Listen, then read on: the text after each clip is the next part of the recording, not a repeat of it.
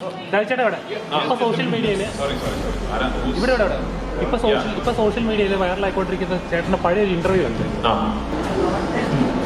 20 വർഷത്തിന് ശേഷമുള്ള പൃഥ്വിരാജിനെ കുറിച്ചുള്ള ചിത്രം. ഇന്ത്യയിൽ ഒരു 3 ഭാഷകളിലെങ്കിലും വളരെ മുൻനിരയിൽ അറിയപ്പെടുന്ന ഒരു മലയാളി നടനായിരിക്കണം ഞാൻ. നല്ല കമേഴ്ഷ്യൽ സിനിമകൾ പ്രേക്ഷകർക്ക് മുന്നിലെത്തിക്കുകയും ചെയ്യുന്ന ഒരു പ്രൊഡക്ഷൻ ഹൗസ് റൺ ചെയ്യുന്ന ഒരു ഫിലിം കമ്പനിയുടെ ഉടമസ്ഥനായിരിക്കണം ഞാൻ. ഒരു സിനിമാ സംവിധായകനായിരിക്കണം ഞാൻ. ഇപ്പം മൂന്നാമത്തെ സിനിമ സംവിധാനം ചെയ്തുകൊണ്ട് എനിക്ക് തോന്നുന്നു ഞാൻ ഒരു സംവിധായകൻ കൂടിയാണെന്നൊക്കെ പറയാറായെന്ന് തോന്നുന്നു. അപ്പം ആസ് എ ഡയറക്ടർ എനിക്ക് അളവില്ലാത്ത അസൂയുണ്ട് ചേട്ടനോട്. പ്രത്യേകിച്ച് രാജുവിനോടുള്ള ഒരു ക്രൂരതകളാണല്ലോ. പെട്ടെന്ന് നോക്കുമ്പോൾ രാജു തട്ടി മറിഞ്ഞ് വീഴുന്നു. അപ്പം ഞങ്ങൾ വിചാരിച്ച അത് ചിലപ്പോൾ ഒരു അഭിനയത്തിൻ്റെ ഭാഗമാണോ എന്ന് വിചാരിച്ചു. എഴുന്നേറ്റ് ഇന്ന് ചീത്ത വിളിക്കുന്ന കണ്ടപ്പോഴാണ് മനസ്സിലായത് അഭിനയമല്ല, ആ ഇതിൻ്റെ ഇടയിൽ ഒരു വലിയ കല്ല്. അപ്പൊ ആ സമയത്ത് ഒട്ടകങ്ങളൊക്കെ നമ്മൾ ഹലോ എന്നുള്ള അത്രയും നാളായല്ലോ. അപ്പൊ ഉടനെ ഇദ്ദേഹമാണല്ലോ അത് കൊള്ളാം, ഇനി ഒട്ടകത്തിന്റെ റിയാക്ഷൻ എടുക്കാന്ന് പറഞ്ഞു. ഒട്ടകത്തിന്റെ റിയാക്ഷൻ ഇത് എവിടെ? ഒരു സിനിമാക്കാരനായിട്ട്, ഒരു പ്രൊഡ്യൂസറായിട്ട്, അല്ലെങ്കിൽ സംവിധായകനായിട്ട്, അല്ലെങ്കിൽ മറ്റു ഭാഷകളൊക്കെ വർക്ക് ചെയ്യുന്ന സ്റ്റാറായിട്ടൊക്കെ ശരിക്കും ആടുജീവിതം മുന്നോട്ടുള്ള സിനിമാ കരിയറിന് തന്നിട്ടുള്ള ഒരു ക്ലാരിറ്റി എന്താണ്? നമസ്കാരം. ഇവിടെ നിന്ന് എത്തിച്ചേർന്ന എല്ലാ മാധ്യമ സുഹൃത്തുക്കൾക്കും ഒരുപാട് നന്ദി. ടയർഡാണ്, കാരണം ഇപ്പോഴും ഞാൻ ഇന്നലെ ആണ് എൻ്റെ വേറൊരു ഷൂട്ട് കഴിഞ്ഞ് വേറെ രാജ്യത്തെത്തി. അപ്പോൾ ഇപ്പോഴും സമയം ആ രാജ്യത്തിൻ്റെതായതുകൊണ്ട് ഇതിപ്പോൾ ഉറങ്ങുന്ന ടൈമാണ്. അതിൻ്റെ ഒരു ക്ഷീണിതനാണെന്നുള്ള സത്യമാണുണ്ട്. മുഖം കണ്ടാലും തെറ്റിദ്ധരിക്കരുത്. ചോദ്യം ശരിയാണ്, പക്ഷെ എനിക്ക് അതിനു മുമ്പ് പറയാനുള്ളത്, എനിക്കിതൊരു ഒരു സെറിയൽ എക്സ്പീരിയൻസ് ആണ്. കഴിഞ്ഞൊരു 10 കൊല്ലത്തിനിടയിൽ ഞാൻ പ്രത്യേകിച്ച് കേരളത്തിൽ എപ്പോഴൊക്കെ ഒരു പ്രസ് മീറ്റ് എടുത്തിട്ടുണ്ടോ, എൻ്റെ മറ്റ് സിനിമകളുടെ പ്രൊമോഷൻസിന്റെ ഭാഗമായിട്ട് കഴിഞ്ഞ 10 കൊല്ലങ്ങൾക്കിടയിൽ എപ്പോഴൊക്കെ ഒരു പ്രസ് മീറ്റ് എടുത്തിട്ടുണ്ടോ, ഒരു ചോദ്യമെങ്കിലും ആടുജീവിതത്തിനെ കുറിച്ച് എന്നോട് ചോദിച്ചിട്ടുണ്ട്. ഒരിക്കലെങ്കിലും ആടുജീവിതത്തിനെ കുറിച്ച് എനിക്ക് സംസാരിക്കേണ്ടി വന്നിട്ടുണ്ട്. ഒടുവിൽ ആടുജീവിതത്തിന്റെ പ്രസ് മീറ്റ് ഇരിക്കുന്നു എന്ന് പറയുമ്പോൾ എനിക്കതൊരു ഭയങ്കര സറിയൽ എക്സ്പീരിയൻസ് ആണ്.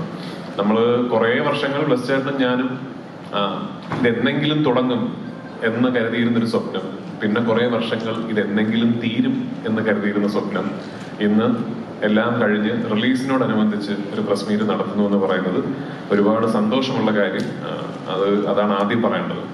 ശരിയാണ്, ആടുജീവിതം എന്ന സിനിമ എൻ്റെ ജീവിതത്തിലേക്ക് കടന്നു വന്നപ്പോൾ ഞാനന്നൊരു സംവിധായകനായിട്ടില്ല, ഒരു നടൻ എന്ന രീതിയിൽ ഞാൻ വളരെ വളരെ ചെറുപ്പമായിരുന്നു. അന്ന് ഞാൻ വിവാഹിതനല്ല, ഞാനൊരു അച്ഛനല്ല. അപ്പോൾ ശരിയാണ്, ആടുജീവിതത്തിന്റെ യാത്രക്കിടയിൽ ജീവിതം ഒരുപാട് മാറി, ലൈഫ് ഒരുപാട് ഇവോൾവ് ആയി. I believe as an actor ഒരുപാട് മാറ്റങ്ങൾ സംഭവിച്ചു. ആസ് ഒരു സിനിമാ പ്രവർത്തകൻ എന്ന നിലയിൽ ഒരുപാട് മാറ്റങ്ങൾ സംഭവിച്ചു. സംവിധായകനായി, നിർമ്മാതാവായി, വിതരണക്കാരനായി. പക്ഷെ എനിക്ക് തോന്നുന്നു ആടുജീവിതം എന്ന സിനിമയുടെ എക്സ്പീരിയൻസ് എന്നെ ഏറ്റവും കൂടുതൽ സ്വാധീനിക്കാൻ പോകുന്നത് ഒരു സിനിമാ നടനോ സംവിധായകനോ നിർമ്മാതാവോ ആയിട്ടല്ല, ഒരു മനുഷ്യൻ എന്ന രീതിയിലാണ്. ആ സ്വാധീനം തീർച്ചയായിട്ടും ഇനി വരും കാലങ്ങളിൽ എൻ്റെ അഭിനയത്തെയും എൻ്റെ സിനിമാ നിരീക്ഷണത്തെയും ജീവിത നിരീക്ഷണത്തെയൊക്കെ സ്വാധീനിച്ചേക്കാം എന്ന് ഞാൻ മനസ്സിലാക്കുന്നു. കാരണം ഇതൊരു ലൈഫ് എക്സ്പീരിയൻസ് ആണ് എന്ന് ഞാൻ കരുതുന്നു.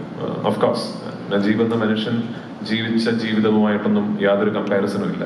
അദ്ദേഹം അനുഭവിച്ച യാതനകളുമായിട്ടൊന്നും യാതൊരു കമ്പാരിസണും ഇല്ല. പക്ഷെ നമ്മുടേതായ ഒരു രീതിയിൽ we had a long phase, ഒരു വലിയ യാത്രയായിരുന്നു. അങ്ങനെ ഒരു യാത്രയൊന്നും എല്ലാ സിനിമകൾക്കും കിട്ടല്ലേ എന്ന് പ്രാർത്ഥിക്കുന്നു. ആക്ച്വലി അങ്ങനൊരു കിട്ടല്ലേ എന്നാണ് പ്രാർത്ഥിക്കുന്നത്. പക്ഷെ അങ്ങനെ ഒരു എക്സ്പീരിയൻസ് ഞങ്ങൾക്കുണ്ടായി. അത് for ever in my life I think I will be thankful for it. ഇപ്പോൾ അതെന്തായാലും as I was being part of the experience ഒരുപാട് ദിവസങ്ങളിൽ ബ്ലസ് ചേട്ടനും ഞാനും ഇതെന്തുകൊണ്ട് എന്തിനിങ്ങനെ എന്ന് ചിന്തിച്ചിട്ടുണ്ടെങ്കിലും ഇന്നിപ്പോൾ we are all very thankful for the experience and we are all richer as human beings. മനുഷ്യരെന്ന നിലയിൽ കുറെ കൂടെ ഇവോൾവ് ആയി.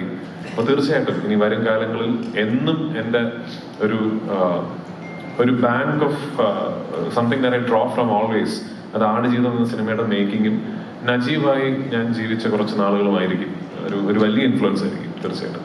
പൃഥ്വി ഇന്നലെ പറയണ്ടായി പൃഥ്വിരാജ് എന്നൊരു ഡയറക്ടർ അദ്ദേഹത്തിന്റെ 3ാമത്തെ ചിത്രം ആണ് ഇപ്പോൾ നിലവിൽ ചെയ്തുകൊണ്ടിരിക്കുന്നത്. പക്ഷേ ബ്ലസ്സി ഞാനൊരു 300 സിനിമകൾ ചെയ്തു കഴിഞ്ഞാലും ബ്ലസ്സി എന്ന ഒരു ഡയറക്ടർ ചെയ്ത ആടുജീവിതത്തിന് തുല്യമാകില്ല എന്ന് പറയുകയുണ്ടായി. ഏത് പെർസ്പെക്റ്റീവിലാണ് അത്തരത്തിലൊരു തോട്ട്?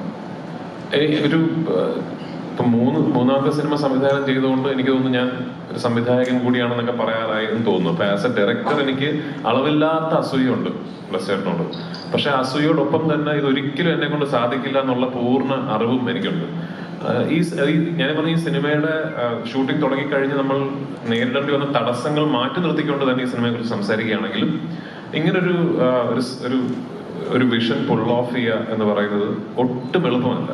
ആൻഡ് അതിനോട് ആഡ് ചെയ്യേണ്ട ഫാക്ട് എന്ന് പറയുന്നത് ബ്ലസ്സേട്ടൻ 2008-2009 കാലഘട്ടങ്ങളിൽ ഈ സിനിമ ഏറ്റെടുക്കുമ്പോൾ അന്ന് മലയാളത്തിലെ എനിക്ക് തോന്നുന്നു നമ്പർ 1 ഫിൽം മേക്കേഴ്സ് ഒരാളാണ്. അന്ന് ബ്ലസ്സേട്ടൻ മമ്മൂക്ക, ലാലേട്ടൻ മുതൽ ഞാൻ വരെയുള്ള ഏത് നടീനടന്മാരോട് പോയിട്ട് എനിക്ക് ഒരു സിനിമ ചെയ്യണമെന്ന് പറഞ്ഞാലും മറ്റെല്ലാ കാര്യങ്ങളും മാറ്റിവെച്ച് ബ്ലസ്സേട്ടന്റെ സിനിമ ചെയ്യാൻ സമയം കണ്ടെത്തുന്ന ഒരു സംവിധായകനാണ്. അവിടെ നിന്നാണ് അദ്ദേഹം 15-16 വർഷങ്ങൾ ഒരൊറ്റ സിനിമയ്ക്ക് വേണ്ടി മാറ്റിവെക്കുകയും ഒരു എപ്പിക് വിഷൻ പുൾ ഓഫ് ചെയ്യാൻ അദ്ദേഹം എടുത്ത ഇപ്പൊ ബ്ലസ്സേട്ടനെ ഞാൻ കളിയാക്കി പറയും, കുടുംബത്തിലുള്ള കാശുണ്ട് അവന് ബ്ലസ്സേട്ടന്റെ ടെൻഷനില്ല എന്നൊക്കെ. അത് ഞാൻ കളിയാക്കി സംസാരിക്കുമെങ്കിലും ദ ഫാക്ടേഴ്സ് അതല്ലല്ലോ. ഒരു ഫിൽം മേക്കറെ സംബന്ധിച്ചിടത്തോളം നമുക്ക് സിനിമകൾ ചെയ്യുക, നമ്മുടെ കൂടുതൽ കഥകൾ പറയാൻ സാധിക്കുക എന്ന് പറയുന്നത് തന്നെയാണ് ആത്യന്തികമായിട്ട് നമ്മുടെ ഏറ്റവും വലിയ ത്വര. അതൊരു 16 വർഷക്കാലം മാറ്റിവെച്ച് ഒരു സിനിമയുടെ പുറകെ നിൽക്കുക, ആ സിനിമയ്ക്ക് വേണ്ടി ഒരു ദിവസം പോലും ഒരു കോംപ്രമൈസിലേക്ക് പോകാം, അല്ലെങ്കിൽ ഇനി വേണ്ട, ഇനി എളുപ്പ വഴിയിൽ തീർക്കാം എന്ന് ചിന്തിക്കാതിരിക്കുക എന്ന് പറയുന്നത് എന്നെ കൊണ്ട് സാധിക്കുമെന്ന് എനിക്ക് തോന്നുന്നില്ല. അതുകൊണ്ടാണ് ഞാൻ പറഞ്ഞത്, ഇനി എത്ര സിനിമകൾ ചെയ്താലും ആടുജീവിതം എന്ന് പറയുന്ന ഒരു ബെഞ്ച് മാർക്ക് ഇനി മുതലുള്ള എല്ലാ സംവിധായകർക്കും നടൻ ഞാൻ പറയുന്ന അതൊരു ആസ്പിറേഷണൽ ആയിട്ടല്ല. ഒരു സംവിധായകൻ ഒരു സിനിമയ്ക്ക് വേണ്ടി, അദ്ദേഹത്തിന്റെ സിനിമയ്ക്ക് വേണ്ടി, അല്ലെങ്കിൽ what A film maker can do for his own vision എന്നതിന്റെ ഒരു അൾട്ടിമേറ്റ് ബെഞ്ച് മാർക്കായിട്ടാണ് ഞാൻ അതിനെ കാണുന്നത്. ഇതിനപ്പുറത്തേക്കൊന്നും ഒരു ഫിൽം മേക്കറിന് തന്റെ ഒരു സിനിമയോട് ഒരു അർപ്പണബോധം ഒന്നും കാണിക്കാൻ പറ്റുമെന്ന് എനിക്ക് തോന്നുന്നില്ല. റമൻ സർ, ഇപ്പം വേൾഡ് തന്നെ ഏറ്റവും മോസ്റ്റ് വാണ്ടഡ് ആയ ഒരു മ്യൂസീഷ്യൻ എന്ന അർത്ഥത്തില് ആടുജീവിതം ചെയ്യാന്നൊരു ഡിസിഷൻ എടുത്തത് എങ്ങനെയായിരുന്നു?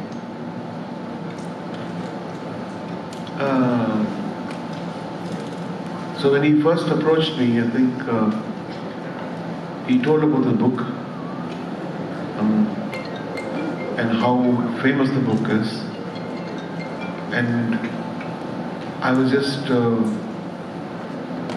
all the people whom I met, as I've told about Mr. Blessing and his movies and the respect he had in Kerala. So I've not seen any of his movies. I said yes. So, ഈ പറയുന്ന പോലെ ഒരു കഥയാണല്ലോ, അത്തരമൊരു കഥ പുസ്തകങ്ങൾ ഒത്തിരി വായിച്ചു പോയി, എല്ലാവരും വായിച്ചു. അതൊരു സിനിമയാക്കുമ്പോൾ വലിയൊരു ചലഞ്ചായിരുന്നു. തീർച്ചയായിട്ടും കേരളത്തിൽ ഏറ്റവും അധികം വായിക്കപ്പെട്ട ഒരു കഥ, നോവൽ, അത് ഞാൻ സിനിമയായി കാണുന്നത് പോലെ തന്നെ ഇത് വായിച്ചിട്ടുള്ളവരൊക്കെ അവരുടെ മനസ്സിൽ ഒരു വിഷൽ കോറിയിട്ടിരിക്കുന്നു എന്നുള്ള വെല്ലുവിളിയാണ് ആദ്യം ഒരു എഴുത്തുകാരൻ എന്നുള്ള രീതിയിൽ ഇതിനെ സമീപിക്കുന്നുണ്ടാകുന്നത്. എനിക്ക് തോന്നുന്നു അതൊരു വലിയൊരു ചാപ്റ്ററാണ് അതിനെക്കുറിച്ച് സംസാരിക്കുന്നത്. എങ്ങനെയാണ് ഒരു നോവൽ തിരക്കഥയാകുന്നു എന്നുള്ളത് തന്നെ.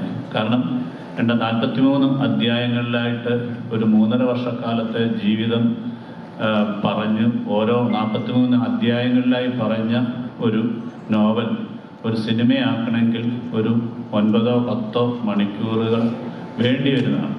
ഞങ്ങൾ ഷൂട്ട് ചെയ്ത ഫസ്റ്റ് എഡിറ്റ് തന്നെ 3.5 മണിക്കൂർ ആണ് ഉള്ളത്.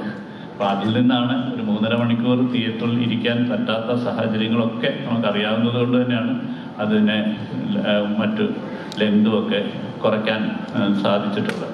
അപ്പം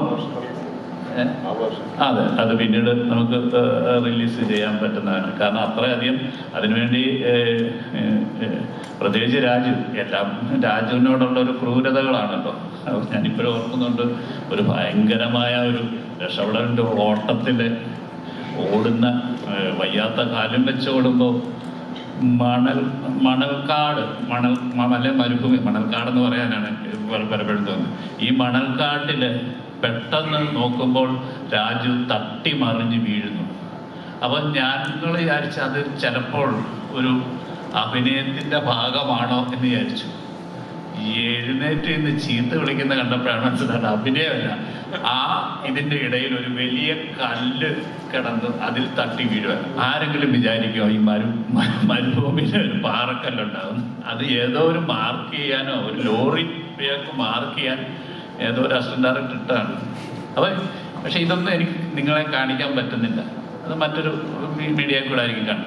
അപ്പം ഏറ്റവും ആദ്യത്തെ ചലഞ്ച്, ചോദ്യത്തിലേക്ക് വന്നു കഴിഞ്ഞാൽ ആദ്യത്തെ ചലഞ്ച് എന്ന് പറഞ്ഞാൽ പുസ്തകം വായിച്ചിട്ട് അങ്ങനെ കാണാനിരിക്കുന്ന ഒരു പ്രേക്ഷകനാണ്.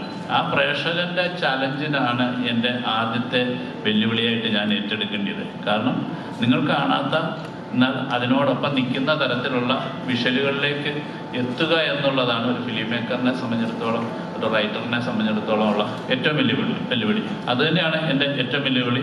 അതുകൊണ്ട് തന്നെ ഒരു ജീവിതം പുസ്തകമായപ്പോൾ ഒരുപാട് ബെന്യാമിൻ അതിൻ്റെ അകത്ത് മാറ്റങ്ങളിലൂടെ കൊണ്ടുവന്നു. ഒരുപാട് ബെന്യാമിനായിട്ട് എഴുതി ചേർത്തു. അത് ഒരു സാഹിത്യത്തിൽ നിന്ന് സിനിമയിലേക്ക് മാറുമ്പോൾ എനിക്ക് പല രംഗങ്ങളും കാണിക്കേണ്ട ആവശ്യമുണ്ടാകുന്നില്ല. അല്ലെങ്കിൽ പല കാര്യങ്ങളും ഒരു പാരഗ്രാഫിൽ സൈനുവിനെ കുറിച്ച് പറഞ്ഞത് ചിലപ്പോൾ 4-5 സീനുകളിലായിട്ട് എനിക്ക് പറയാൻ പറ്റുമായിരിക്കും, അല്ലെങ്കിൽ കൂടുതലായിട്ട് അവരുടെ റിലേഷനെ കുറിച്ച്. അപ്പം അദ്ദേഹം പറയാതെ പോയിരിക്കുന്ന കാര്യങ്ങളെ കൂടുതൽ പറയാനാണ് ഞാൻ ശ്രമിച്ചിട്ടുള്ളത്. അല്ലെങ്കിൽ അദ്ദേഹം കാണാതെ പോയിട്ടുള്ള മരുഭൂമിയുടെ ജീവിതം കൂടുതൽ കാണിക്കാനായിട്ട് ശ്രമിച്ചിട്ടുള്ളത്. അപ്പം അത്തരത്തിലുള്ള എനിക്ക് മാത്രമേ അതൊരു എക്സ്പീരിയൻസ് ആകത്തുള്ളൂ. അല്ലെങ്കിൽ ഒരു ഡോക്യുമെന്റേഷനാണ്, പുസ്തകത്തിൻ്റെ ഒരു ഡോക്യുമെന്റേഷൻ അല്ല ആടുജീവിതം എന്ന് പറയുന്നത്. ആടുജീവിതത്തിന് അതിൻ്റേതായിട്ടുള്ളൊരു ഐഡന്റിറ്റി ഉണ്ട്. എന്നാൽ പൂർണ്ണമായും ആ കഥയെ ബേസ് ചെയ്തിട്ട് തന്നെയുള്ളതാണ് എന്നുള്ളതാണ് എൻ്റെ ഒരു യാഥാർത്ഥ്യം. അതൊക്കെ പിന്നീട് വലിയ ഡിസ്കഷനിലേക്ക് വരാവുന്ന ഒരു ഇതായിട്ട് ഞാൻ കരുതുന്നു.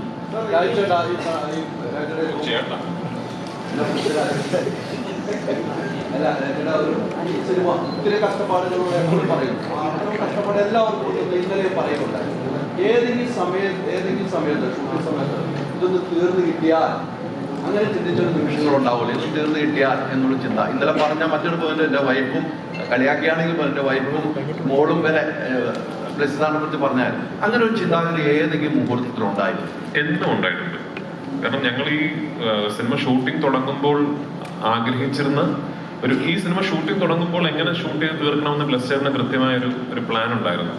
ആ പ്ലാൻ ആക്ച്വലി അങ്ങനെ വലിയ കുഴപ്പങ്ങളൊന്നും ഇല്ലാത്തൊരു പ്ലാൻ ആയിരുന്നു. ഓഫ്കോഴ്സ് ഇടയിലുള്ളൊരു അന്ന് 8 മാസമായിരുന്നു.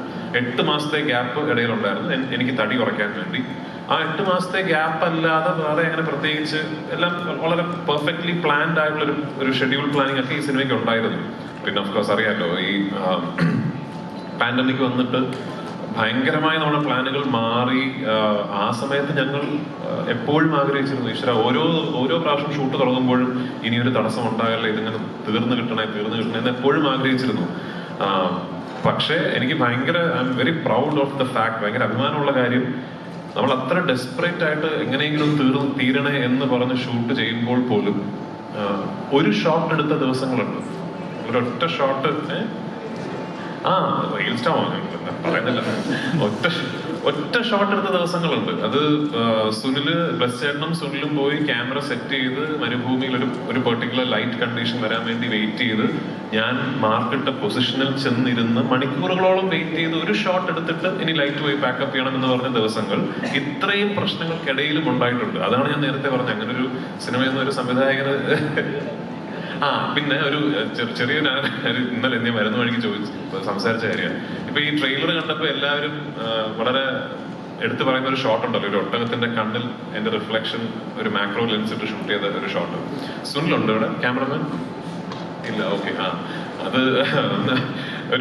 ഒരു സീനിൽ അപ്പൊ പുസ്തകം അറിയാവുന്ന ആൾക്കാരായതുകൊണ്ട് സീനൊക്കെ അപ്പൊ ഞാൻ ഈ മൃഗങ്ങളോട് യാത്ര പറയുന്ന ഒരു സീനുണ്ട്.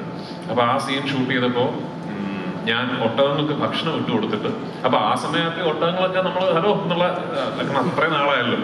അപ്പൊ നമുക്കെല്ലാവർക്കും ഭയങ്കര ഇഷ്ടമുള്ളൊരു ഒട്ടകമുണ്ട്, കാണാൻ ഭംഗിയുള്ള ഒരു കക്ഷി. അപ്പൊ പുള്ളിക്കാരനെയാണ് നമ്മൾ ഈ ഷോട്ട് നിർത്തിയിരിക്കുന്നത്. അപ്പോ അങ്ങനെ ഭക്ഷണം ഇട്ട് കൊടുത്തിട്ട് ഞാൻ പോവാണ് എന്ന് പറയാണ്.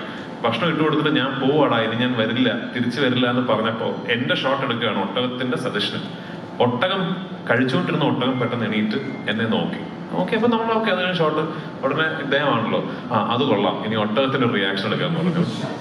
ഞാൻ തമാശ പറയില്ല ശരിക്കും, ഞാൻ ഒട്ടകത്തിന്റെ റിയാക്ഷൻ ഇത് എവിടെ ഇപ്പുറത്തെ ക്യാമറ വെച്ചിട്ട് എനിക്ക് ഓർമ്മയുണ്ട്, ഒരു ദിവസം വൈകുന്നേരം ഒരു 4-4:30 മണിക്കാണ് എന്റെ ഷോട്ട് എടുത്തത്. അപ്പൊ അതേ സമയത്ത് വേണമല്ലോ ഒട്ടകത്തിന്റെയും ഷോട്ട് എടുക്കാനല്ലേ, ലൈറ്റ് വേറെ ആയിരിക്കും എന്ന് പറഞ്ഞ് എത്രയോ ദിവസങ്ങൾ നമ്മളൊരു 3:30 മണിയാകുമ്പോൾ ഷൂട്ട് നിർത്തിയിട്ട് ക്യാമറയായിട്ട് പോയിട്ട് ഒട്ടകത്തിന്റെ ഷോട്ട് എടുക്കാൻ നിൽക്കും. എനിക്ക് തോന്നുന്നൊരു 7-8 ദിവസങ്ങൾ കഴിഞ്ഞിട്ടാണ് നിങ്ങളിപ്പോ കാണുന്ന കണ്ണിലെ റിഫ്ലക്ഷൻ ഷോട്ട് കിട്ടിയിരിക്കുന്നത്. അപ്പൊ അങ്ങനെ ഈ സിനിമ ചിത്രീകരിക്കാൻ സാധിച്ചു എന്ന് പറയുന്നത് എനിക്കൊരു വലിയ ഭാഗ്യവും അഭിമാനവുമുള്ള കാര്യമായിട്ട് ഞാൻ കരുതുന്നു. അപ്പൊ അത് തീർച്ചയായിട്ടും അത് ഒരു ദിവസമല്ല, ഒരുപാട് ദിവസങ്ങൾ ബ്ലസ് ചേട്ടനും ഞാനും വൈകുന്നേരങ്ങളിൽ മരുഭൂമിയിലിരുന്ന് രാജു ഇതൊന്ന് തീരും എന്ന് സംസാരിച്ചിട്ടുണ്ട്. നമ്മുടെ ബോഡി ട്രാൻസ്ഫോർമേഷൻ എന്ന് പറയുമ്പം എന്തിൻ്റെ പേരിലാണെങ്കിലും കുറച്ചൊരു റിസ്കി ആയിട്ടുള്ള കാര്യമാണ്. അപ്പം ഇത്രയും കാലം ഒരു സിനിമയ്ക്ക് വേണ്ടിയിട്ട് ഒരു ബോഡി ട്രാൻസ്ഫോർമേഷൻ നടത്തുക എന്നുള്ളത് വലിയ കാര്യമാണ്. അതിനെ ആദ്യമേ അപ്രിസിയേഷൻ ചെയ്യുന്നു. നിലവിൽ ഒരു ട്രാൻസ്ഫോർമേഷൻ നടത്തി കഴിഞ്ഞാൽ പിന്നീട് അത് കുറച്ച് ലൈഫിനെ ബാധിക്കും, അല്ലെങ്കിൽ നമ്മുടെ ശരീരത്തെ ബാധിക്കുമെന്ന് നമ്മൾ സിനിമയിലൂടെയാണെങ്കിൽ പോലും കണ്ടിട്ടുണ്ട്. അപ്പോൾ പിന്നീടുള്ള ലൈഫിനെ അത് എന്തെങ്കിലും തരത്തിൽ ബാധിച്ചിട്ടുണ്ടോ? ഈ ട്രാൻസ്ഫോർമേഷൻ എന്തെങ്കിലും തരത്തിൽ ബാധിച്ചിട്ടുണ്ടോ? ഇപ്പൊ എനിക്ക് കൃത്യമായിട്ട് അറിയില്ല, ഇനിയിപ്പോ കുറച്ചുകൂടെ കഴിയുമ്പോഴായിരിക്കും ചിലപ്പോൾ ഇതിന്റെയൊക്കെ ഒരു ഇഫക്റ്റ് ഉണ്ടാകാതിരിക്കട്ടെ, അത് പ്രാർത്ഥിക്കുന്നു. പക്ഷെ അത് ഈ പറഞ്ഞ ശരിയാണ്, അങ്ങനെ ഒരു നമ്മൾ എത്ര തന്നെ കെയർഫുൾ ആയിട്ട്, ഇപ്പൊ ഞാനൊക്കെ ഇത് ചെയ്യുമ്പോൾ ഓഫ്കോഴ്സ് ഒരു ന്യൂട്രീഷനിസ്റ്റ് ഉണ്ട്, ഡോക്ടേഴ്സ് ഉണ്ട്, ഓൺ സെറ്റ് ഡോക്ടേഴ്സ് ഉണ്ട്, എനിക്ക് അജിത് എന്ന് പറഞ്ഞൊരു ട്രെയിനർ ഉണ്ട്, അവരെല്ലാവരും അവരവരുടെ മേഖലകളിലുള്ള എക്സ്പേർട്സിന്റെ സൂപ്പർവിഷനിലാണ് ഞാനത് ചെയ്യുന്നത്.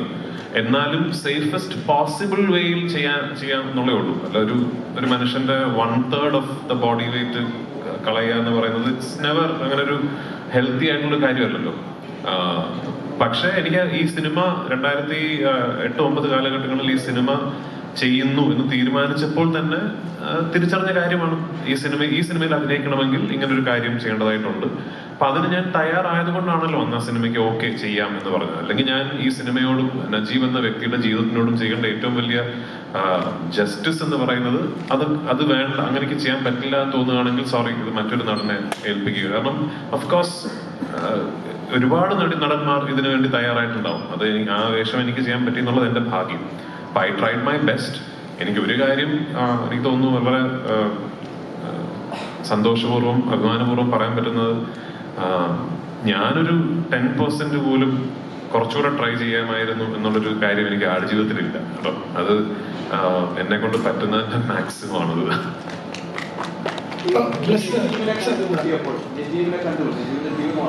കണ്ടുമുട്ടിയ സമയത്ത് പൃഥ്വിരാജ് എന്ന വ്യക്തിക്ക് തോന്നിയ അവരോട് സംസാരിച്ചിട്ടുണ്ടായ ഒരു ഫീൽ എന്താണ്? ഇത് ആക്ച്വലി ഞാൻ സംസാരിക്കണമെന്ന് കരുതിയിരുന്നൊരു ഇതാണ്. ബ്ലസ് ചേട്ടൻ ആടുജീവിതത്തിന്റെ പുസ്തകം എനിക്ക് തരുന്നത് 3rd എഡിഷനാണ്, 3rd or 4th എഡിഷനാണ് തോന്നുന്നു എനിക്ക്.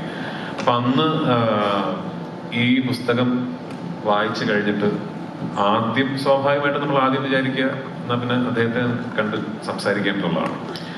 അപ്പൊ ബ്ലസ് ചേട്ടൻ ഓൾറെഡി അദ്ദേഹത്തെ കാണുകയും സംസാരിക്കുകയും ഒക്കെ ചെയ്ത് കഴിഞ്ഞൊരു അവസരത്തിലാണ് നമ്മൾ ഇതിനെക്കുറിച്ച് ചിന്തിക്കുന്നത്. അപ്പൊ അന്ന് ഞങ്ങൾ തീരുമാനിച്ചത്, അന്നേ ബ്ലസ് ചേട്ടൻ പറഞ്ഞിരുന്നു, രാജു ഈ പുസ്തകം ഇതുപോലൊരു സിനിമയാക്കാൻ പറ്റില്ല. അത് ആ പുസ്തകം വായിച്ച് നിങ്ങൾ എല്ലാവർക്കും അറിയായിരിക്കുമല്ലോ, ഒരുപാട് കാരണങ്ങളുണ്ട്. അപ്പൊ അതിൽ നിന്ന് ഈ ജീവിതത്തിന്റെ, ഈ പുസ്തകത്തിന്റെ, ഈ കഥയുടെ ഒരു സിനിമാറ്റിക് നറേറ്റീവ് ക്രിയേറ്റ് ചെയ്യുക എന്നുള്ളതാണ് ബ്ലസ്സി എന്ന ഫിലിം മേക്കറിന്റെ ഉത്തരവാദിത്വം. അത് ക്രിയേറ്റ് ചെയ്ത് കഴിയുമ്പോൾ അതിനുള്ളൊരു നജീബ് ഉണ്ടാവും. നമുക്ക് ആ നജീബിനെ കുറിച്ച് ചിന്തിക്കാം എന്ന് പറഞ്ഞു. ഞാൻ ശ്രീ നജീബിനെ കാണുന്നതല്ല, ആദ്യമായി സംസാരിക്കുന്നത് നമ്മുടെ സിനിമയുടെ അവസാനത്തെ ഷോട്ട് എടുത്ത് കഴിഞ്ഞ് ഞാൻ ക്യാമറയുടെ ബാക്കിൽ വന്നിട്ടാണ് അദ്ദേഹവുമായിട്ട് ഞാൻ ആദ്യമായി സംസാരിക്കുന്നത്. ആടുജീവിതത്തിന്റെ ഏറ്റവും ലാസ്റ്റ് ഷോട്ട് എടുത്ത് അവസാനം ഫിലിം പാക്കപ്പ് എന്ന് പറഞ്ഞതിന് ശേഷമാണ് റിയൽ നജീബും ആദ്യമായി സംസാരിക്കുന്നത്. ആ സംസാരം, ആ കോൺവെർസേഷൻ ഞങ്ങൾ ഷൂട്ട് ചെയ്തിട്ടുണ്ട്, റിലീസ് ചെയ്യുന്നുണ്ട്, അതുടനെ റിലീസ് ചെയ്യുന്നുണ്ട്. എനിക്ക് ഏറ്റവും സന്തോഷം തോന്നിയ കാര്യങ്ങൾ, ഞാൻ ആ കോൺവെർസേഷനിൽ നിങ്ങൾ കാണാത്ത കുറച്ച് കാര്യങ്ങൾ നമ്മൾ പേഴ്സണലി സംസാരിക്കുമല്ലോ. അപ്പൊ അന്ന് നജീബൊക്കെ ആയിട്ട് ഞാൻ സംസാരിച്ചപ്പോൾ ഞാൻ ചോദിച്ചു വന്നിട്ടുള്ള ചോദ്യങ്ങളുണ്ട്. ശരിക്കും ആ സമയത്ത് ഞാൻ ഇങ്ങനെ ചെയ്തത് അതായിരുന്നോ എന്നൊക്കെ ചോദിച്ചപ്പോൾ എത്ര കാര്യങ്ങൾ അറിയോ, അയ്യോ അത് അങ്ങനെ കറക്റ്റാ എന്നോട് പറഞ്ഞത്. എനിക്ക് ഭയങ്കര സന്തോഷം തോന്നിയ കാര്യമാണ്. അപ്പൊ അത് ഓഫ് കോഴ്സ് ബ്ലസ്, അപ്പൊ എനിക്കത് എന്റെ ക്രെഡിറ്റ് അല്ല കേട്ടോ. അപ്പൊ അതായത് ബ്ലസ് ചേട്ടൻ ഇമാജിൻ ചെയ്ത നജീബും നജീബ് എന്ന വ്യക്തി അദ്ദേഹത്തിന്റെ ജീവിതത്തിൽ ആ സമയത്ത് അനുഭവിച്ച യാതനകളും ആക്ച്വലി അത്രയും സിമിലർ ആയിരുന്നു എന്ന് പറയുന്നത് അത് ഫിൽം മേക്കറിന്റെ ക്രെഡിറ്റ് ആണ്. പക്ഷെ ഇത് ആക്ച്വലി വളരെ കൗതുകമുള്ളൊരു കാര്യമാണ്. എനിക്ക് എപ്പോൾ വേണമെങ്കിലും കാണാമായിരുന്നു, എപ്പോൾ വേണമെങ്കിലും സംസാരിക്കാമായിരുന്നു. ഈസിലി ആക്സസബിൾ ആണ് അദ്ദേഹം. ബെനിച്ചേട്ടന്റെ അടുത്ത സുഹൃത്താണ്, ബ്ലസ് ചേട്ടന്റെ സുഹൃത്താണ്, ഇപ്പോൾ എനിക്ക് നന്നായിട്ട് അറിയാവുന്ന വ്യക്തിയാണ്. പക്ഷെ ആദ്യമായി ഞങ്ങൾ പരസ്പരം സംസാരിക്കുന്നത് ലാസ്റ്റ് ഷോട്ട് ഷൂട്ട് ചെയ്ത് കഴിഞ്ഞിട്ടാണ്. Over here, sir. Stay. Sir, first you told that after watching Maamalan, you told him to stop doing such kind of negative characters. So when it's come to Aadjeevitham, is there anything you like to tell Raju Ettan after watching his performance? Raju Ettan didn't do anything. He's an all-rounder. I told to Fahad because I've not watched many of Fahad's movie because I know him as a person, because when he came to meet me, that's when, hey, you're such a good person, why are you acting such cruel roles? So it was just a fun remark. And Prithvi, I think, is evolved so much. I've worked on Ravanan, I've worked on Kavit Talivan, and all of them are very heavily demanding roles. And in this you should see, I don't want to say much, just watch. രാജേട്ട, അതേപോലെ ഇപ്പം actor Prabhas ഇപ്പം സിനിമയുടെ poster ആണെങ്കിലും trailer ആണെങ്കിലും ഇറങ്ങുമ്പോൾ എല്ലാം share ചെയ്യുന്നുണ്ട്. I hope he is more excited about this film. അപ്പം ട്രെയിലർ കണ്ടിട്ടുള്ള അദ്ദേഹത്തിന്റെ ഒരു റിയാക്ഷൻ എങ്ങനെയായിരുന്നു, എന്താണ് പറഞ്ഞത്? പ്രഭാസ് ട്രെയിലർ വളരെ നേരത്തെ കണ്ടിട്ടുണ്ട്. പ്രഭാസിന് ഭയങ്കര ആകാംക്ഷയോടുകൂടി ഈ സിനിമ ഇറങ്ങുമ്പോൾ കാണണം എന്ന് പറഞ്ഞ്, പിന്നെ ഓഫ് കോഴ്സ് ഞങ്ങളിപ്പോൾ അങ്ങനെ ഒരു we are quite close in the sense we've done a whole film together. Salar Part 2 is going to start shoot very soon. In fact, very, very soon. So we are in touch and he is a very good friend now. When I'm in Hyderabad, I definitely touch base with Prabhas. Not just there, wherever I am, we are in touch. അപ്പോൾ ഈ സിനിമയുടെ കാര്യം പ്രഭാസും in fact Prashant നീലൊക്കെ ഇടയ്ക്കിടയ്ക്ക് എന്നോട് ചോദിക്കുന്നത് desert film എന്നാണ്. ഇപ്പോൾ പിന്നെ ഇന്നലെ നിങ്ങൾ കണ്ട ട്രെയിലറൊക്കെ പ്രഭാസും പ്രശാന്തും വളരെ നേരത്തെ എൻ്റെ ഫോണിൽ കണ്ടിട്ടുണ്ട്. ഇപ്പൊ സോഷ്യൽ മീഡിയയില് ഇപ്പൊ സോഷ്യൽ മീഡിയയിൽ വൈറലായിക്കൊണ്ടിരിക്കുന്ന ചേട്ടന്റെ പഴയൊരു ഇന്റർവ്യൂ ഉണ്ട്. 20 വർഷങ്ങൾക്ക് ശേഷം പൃഥ്വിരാജ് എന്നൊരു ആക്ടർ എന്തായിത്തീരും എന്ന് പറയുന്ന ചേട്ടൻ പറയുന്ന ഒരു പോയിന്റ് ഉണ്ട്. മിനിമം 3 ലാംഗ്വേജുകളിൽ അഭിനയിക്കണം, എന്നെ കൊണ്ട് പറ്റുന്ന രീതിയിൽ, അല്ല മലയാളികൾ സമ്മാനിക്കാൻ തോന്നുന്ന രീതിയിൽ സംവിധാനം ചെയ്യുന്ന അങ്ങനത്തെ ഒരു ഇത് പറയുന്നുണ്ട്. ശരിക്കും അതേ പാറ്റേൺ കീപ്പ് ചെയ്താണ് ഇപ്പോഴും പൊക്കൊണ്ടിരിക്കുന്നത്. ഇനി എന്താണ് അടുത്തത്? ഇനി അടുത്ത ഇത് പൃഥ്വിരാജ് എന്ന ലെവല് ഇതുപോലൊക്കെ അവിടെ പറഞ്ഞ സത്യമായിട്ട് അതേ ഉള്ളൂ. അതായത് ഇനിയിപ്പോ ഇനി ഒരു 20 വർഷങ്ങൾ കഴിഞ്ഞാലും ഇപ്പോൾ ചെയ്യുന്നത് ചെയ്യാൻ സാധിക്കുക എന്നുള്ളതാണ് സ്വപ്നം. അതായത് ഇപ്പോൾ എനിക്ക് ഇഷ്ടപ്പെട്ട സിനിമകൾ ഇഷ്ടപ്പെട്ട രീതിയിൽ ഇഷ്ടപ്പെട്ട പോലെ അതിൽ അഭിനയിക്കാനും വേണമെങ്കിൽ നിർമ്മിക്കാനും സംവിധാനം ചെയ്യാനും വിതരണം ചെയ്യാനും ഒക്കെ കഴിയുന്നുണ്ടല്ലോ. അപ്പൊ അതുപോലെ തന്നെ ഇനി എപ്പോഴും ഉണ്ടാവുക എന്നുള്ളതാണ്. അതിനപ്പുറത്തേക്ക് കുറെ ആഗ്രഹങ്ങളൊന്നുമില്ല. നജീബിനെ തുടക്കത്തിൽ കണ്ട ഒരാൾ എന്ന നിലയിൽ ഈ പ്രൊജക്ട് ഇപ്പൊ എങ്ങനെ അതിന്റെ പല പ്രോസസ്സിലൂടെ ഇങ്ങനെ 16 വർഷത്തിലേക്ക് കടന്നു പോകുന്നു, പ്രൊജക്ട് വലുതാകുന്നു. ഓഫ് സ്ക്രീനില് ബ്ലെസ്സി സാറിനും ബേസിക്കലി ഈ ട്രാൻസ്ഫോർമേഷന്റെ വേറൊരു പതിപ്പുണ്ട്. നമ്മൾ ഇന്നലെ തന്നെ കണ്ടു, ബ്ലെസ്സി സാറ് ഒരു വേറെ രീതിയിലേക്ക് അദ്ദേഹത്തിന്റെ താടിയും കാര്യങ്ങളൊക്കെ ഇങ്ങനെ മാറിക്കൊണ്ടിരിക്കുന്ന ഒരു ട്രാൻസ്ഫോർമേഷൻ ഇതിന് പ്രൊവൈഡ് ആണ്. അപ്പം അമല എന്ന് പറഞ്ഞ നായിക ഇതിനെങ്ങനെയായിരുന്നു നോക്കി കണ്ടത്? Good morning everyone. Sorry, എനിക്ക് മസിൽ ക്രാംസ് കൂടുതലുള്ളതുകൊണ്ട് I got really late. Apologies for that. ആടുജീവിതത്തിൻ്റെ ഹണിമൂൺ ഫേസിലുണ്ടായ ആളാണ് ഞാൻ. The best part of Aadujeevitham there was lot of water and lot of greenery and lot of peace. And then yes, എല്ലാവരും ഒരു major ട്രാൻസ്ഫോർമേഷനിലൂടെയാണ് പോയത്.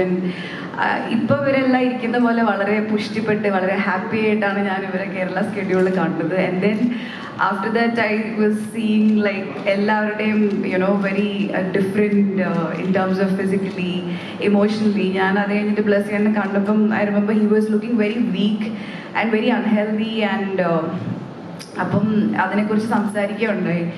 And like I said, like Blessing's body is trying to catch up with his passion. Like body atra weak aayirundengilum, even though he was sick, he was going through some diet and all, but in spite of all that, he was only talking about the film. And അത് കഴിഞ്ഞിട്ട് ബ്ലസ്സിയേട്ടനെ കണ്ടപ്പോൾ ബ്ലസ്സിയേട്ടൻ was telling സൈനുവിൻ്റെ പെർസ്പെക്റ്റീവിലുള്ള, Najeeb ഇല്ലാതെ സൈനു അനുഭവിച്ച ഒരു ജീവിതം, സൈനു എന്തായിരിക്കും face ചെയ്തിട്ടുണ്ടാവുക, അതിനെക്കുറിച്ചൊക്കെ സംസാരിക്കുമായിരുന്നു. So like physically, even Prithvi and I was just seeing some pictures and some brushes and all. In fact, 2021 ഡബിന് വേണ്ടിയിട്ട് ഒരു പാച്ച് ഡബിന് വേണ്ടിയിട്ട് ഞാൻ ചെന്നൈയിലെ സ്റ്റുഡിയോയിൽ പോയപ്പം I was seeing A teaser.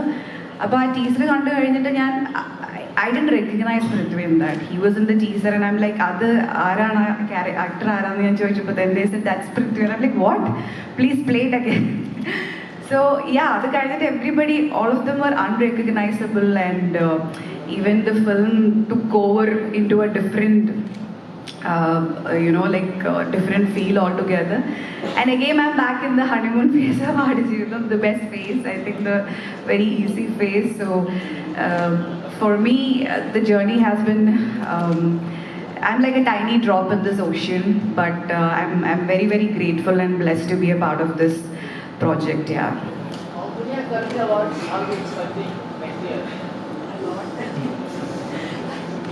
Thank you so much. Before we wrap up, once again ഇവിടെ എത്തിച്ചേർന്ന എല്ലാ മാധ്യമ സുഹൃത്തുക്കൾക്കും ഒരുപാട് നന്ദി. ഒരു കാര്യം എനിക്ക് പറയണമെന്ന് തോന്നിയത്, ഇതിപ്പോ ഞങ്ങൾ ഈ ഇരിക്കുന്നവരാണ് ഈ സിനിമയിൽ പ്രവർത്തിച്ചവർ, പക്ഷെ ആടുജീവിതം എന്ന് പറയുന്ന ഈ കഥ, ഈ പുസ്തകം, ആ ജീവിതം, ഇന്നിപ്പോ ഈ സിനിമ എനിക്ക് തോന്നുന്നു ഒരു മലയാളിയുടെയാണ്. അതൊരു ഞങ്ങൾ ഈ സിനിമ ഇന്ന് ഈ രൂപത്തിൽ എത്തിപ്പെടാൻ ഒരു നിമിത്തമായി, അല്ലെങ്കിൽ ഞങ്ങൾക്ക് ആ പ്രിവിലേജ് കിട്ടിയെന്ന് മാത്രമേ ഉള്ളൂ. വളരെ ചുരുക്കം ചില സിനിമകളാണ് അത്തരം ഒരു ഐഡന്റിറ്റിയിലേക്ക് എത്തിപ്പെടുക.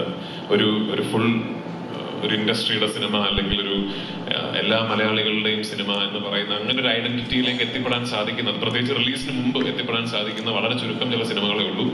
And we deem it a privilege to be able to be exponents of that dream. നിങ്ങളെല്ലാവരുടെയും അനുഗ്രഹവും പ്രാർത്ഥനയും ഈ സിനിമയ്ക്കൊപ്പം ഉണ്ടാവണം. 28-ാം തീയതി റിലീസിനും എനിക്ക് തോന്നുന്നു നിങ്ങളെ ഇനിയും we will still B meeting. അപ്പോൾ നിങ്ങളുടെ എല്ലാവരുടെ അഭിപ്രായങ്ങളും നിങ്ങളുടെ എല്ലാവരുടെ അനുഗ്രഹവും ഈ സിനിമയ്ക്കൊപ്പം ഉണ്ടാവണം. Thank you so much.